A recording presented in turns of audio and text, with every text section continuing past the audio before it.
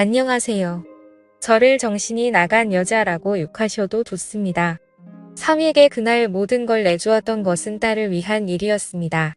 적어도 제 마음만큼은 그랬어요. 사위와 저는 12살 띠동갑 차이가 납니다. 남자와 너무 오랜만이었지만 그날 이후로 저는 잃어버렸던 감정을 모두 되찾고 말았던 것 같아요. 그날 있었던 일과 그렇게 될 수밖에 없었던 일을 전부 말해보겠습니다.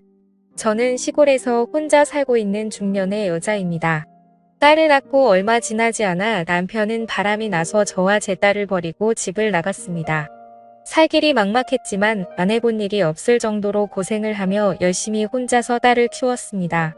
마을 농사일을 도우며 마트에서도 일하고 이것저것 열심히 해서 돈을 벌어 생계를 유지했습니다. 저는 어린 나이에 일찍 결혼을 해서 딸을 낳았고 사위는 제 딸과 나이 차이가 좀 있습니다. 저희 딸은 고등학교를 졸업하고 취직을 하지는 않고 술집에서 파트타임 알바를 했습니다.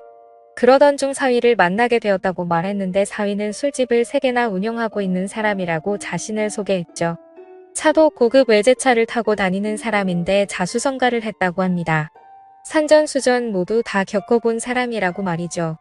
처음 시작한 술집은 금방 망해버렸고 고생을 많이 했다고 합니다. 다시 자금을 마련해 또다시 도전하기를 여러 번 했다더라고요. 결국 현재는 장사가 잘 되는 술집을 3개나 가지고 있는 사위입니다.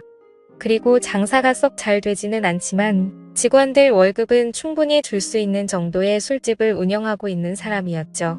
사위는 고생을 하며 바쁘게 사업을 하다 보니 30대 중반까지 결혼을 못하고 혼자 살고 있었습니다. 그러던 중 사위가 운영하는 술집 중 한 곳에서 제 딸이 일을 하게 되었다네요. 사위는 처음에는 저희 딸에게 관심이 별로 없었다고 합니다. 30이 넘은 나이에 20대 초반인 저희 딸 아이한테 관심이 가지는 않았다더군요. 그러다가 일을 마친 저희 딸을 집에 데려다 준 적이 있었는데 저희 딸이 자취하는 집 근처에 있는 술집에서 둘은 술을 한잔하게 되었고 그곳에서 둘은 눈이 맞아버렸다고 했습니다. 그날 이후로 사위와 딸은 동거를 시작하게 되었고 저희 딸은 돈을 아낄 줄 모르는 아이였기 때문에 그때 당시 빚이 많았다는데 그 빚을 사위가 다 갚아주었다고 하더군요. 제 입장에서도 참 고마운 사람이었습니다. 사위는 그 일에 대해서 덤덤하게 말하더군요. 본인에게는 그 돈이 큰 돈이 아니었다고 말이죠. 딸은 저에게 입이 마르도록 사위의 칭찬을 했습니다. 저도 마찬가지로 사위에게 늘 고맙다고 말했어요. 저는 사위에게 고마운 마음이 늘 똑같았는데 제 딸의 고마운 마음은 잠시뿐이었습니다. 사위와 함께 살면서 가정주부로 있던 딸은 낮에도 밤에도 밖으로 나돌았다고 하네요.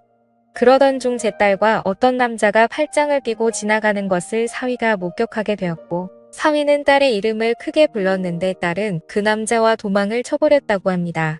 그 후로 사위가 전화를 걸어도 딸은 전화를 받지 않다가 며칠이 지난 뒤에야 집으로 돌아왔다고 하더라고요. 딸은 사위에게 오해하지 말라고 적반하장으로 오히려 화를 내고 나서는 집을 뛰쳐나가 버렸다고 합니다. 지금에서야 알게 되었지만 사위는 그때 결혼을 포기했다고 합니다. 사실 사위의 주변에는 여자들이 항상 많았습니다. 사위의 고급차를 보고 접근하는 여자들이 엄청 많았다고 하더라고요. 하지만 사위는 한눈을 팔지 않았고 저희 딸을 진심으로 사랑했기에 제 딸이 집을 나가고 나서 너무나도 힘들었대요. 사위는 저에게 예의를 다하기 위해 저를 찾아왔습니다. 딸과 있었던 일을 제게 모두 말하고 사위는 딸과의 관계를 정리할 것이라고 말하더군요. 제가 살고 있는 허름한 시골집을 다시 지어주겠다고 약속했던 사위였습니다. 그렇게 착한 사위가 저희 딸 때문에 상처를 받은 이야기를 들려주는데 미안한 마음에 저도 모르게 눈물이 나더군요.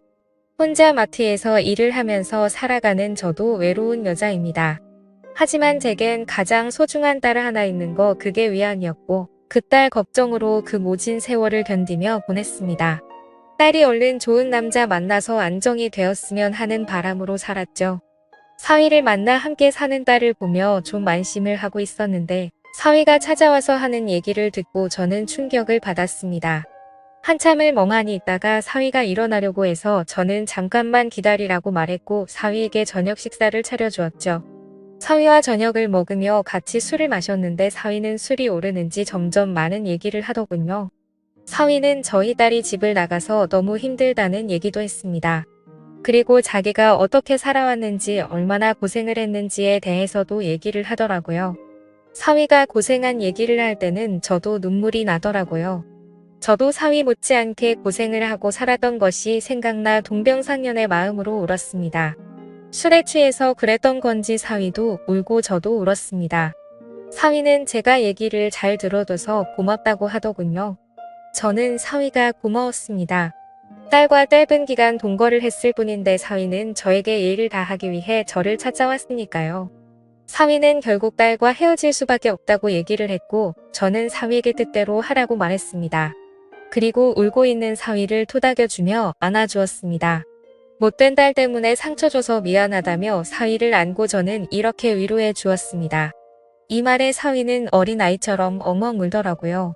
사위는 한참을 울더니 누가 먼저라고 할 것도 없이 저와 사위는 사고를 치고야 말았습니다. 저는 너무 부끄러웠습니다. 하지만 사위가 원하는 대로 하도록 해주는 것이 딸의 죄를 조금이라도 씻어주는 길이라고 생각했습니다. 물론 사실 저도 좋았습니다. 어떤 남자도 저에게 주지 못했던 감정을 사위가 저에게 주었습니다. 다음날 아침 저는 사위에게 식사를 차려주었는데 사위는 허기가 졌는지 허겁지겁 식사를 했습니다. 그 모습을 볼 때 제 마음은 너무도 흐뭇했습니다. 밥을 먹고 사위는 돌아가게 되었죠. 저는 사위를 보낼 때 이상한 마음이 들었습니다. 딸을 걱정하고 사위에게 미안한 것이 아니라 사위가 가는 것이 아쉬웠습니다. 저 갈게요.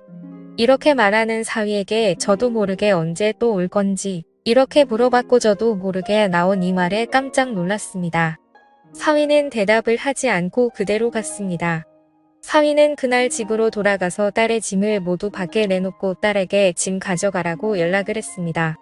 딸은 별말 없이 가서 짐을 가지고 갔는데 사위는 그렇게 마음이 아프지 않았다고 합니다. 그날 이후로 사위를 다시 볼 수 없을 거라 생각했습니다. 하지만 사위는 일주일에 3번 정도 저를 찾아왔습니다. 사위가 올 때마다 저는 너무 반가웠고 행복한 시간을 보내게 되었죠. 그렇게 하는 것이 죄를 지은 딸을 대신해서 사위에게 사과하는 것이라고 스스로에게 거짓말을 했습니다. 생각은 그렇게 했지만 사위가 돌아간다며 저희 집을 나설 때면 저는 너무나도 아쉬웠습니다. 얼마 전에 사위가 이런 말을 하더군요. 곧 제가 사는 곳으로 모셔갈게요. 저는 그 말을 듣고 눈물이 났습니다.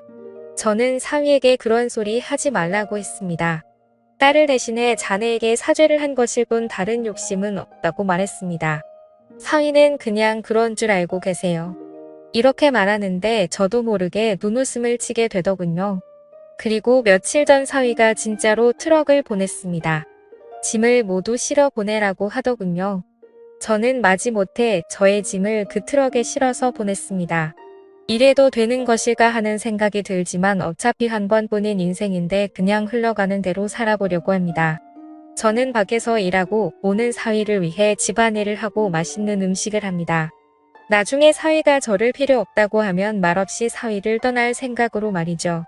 그 전까지 저는 그 사람을 위해 아내로서 최선을 다하려고 합니다. 저를 정신 나간 여자라고 욕하셔도 좋습니다. 하지만 저도 정말 힘들고 외롭게 살았기에 지금 이 상황이 너무나도 꿈만 같고 가급적이면 이 꿈이 빨리 깨지지 않았으면 하는 바램만 가득합니다. 그리고 딸은 그 못된 짓을 하고 난 뒤로 저와 연락을 단절해서 지금은 어떻게 지내고 있는지 잘 모르겠네요. 저도 너무 실망했던 터라 관심도 크게 가지가 않고요. 여러분들은 이 상황을 어떻게 보시나요? 지금까지 제 사연을 들어주셔서 감사드립니다. 모두 한 번뿐인 인생인데 남들 눈치 보지 마시고 행복하게 사시길 바랄게요. 감사합니다.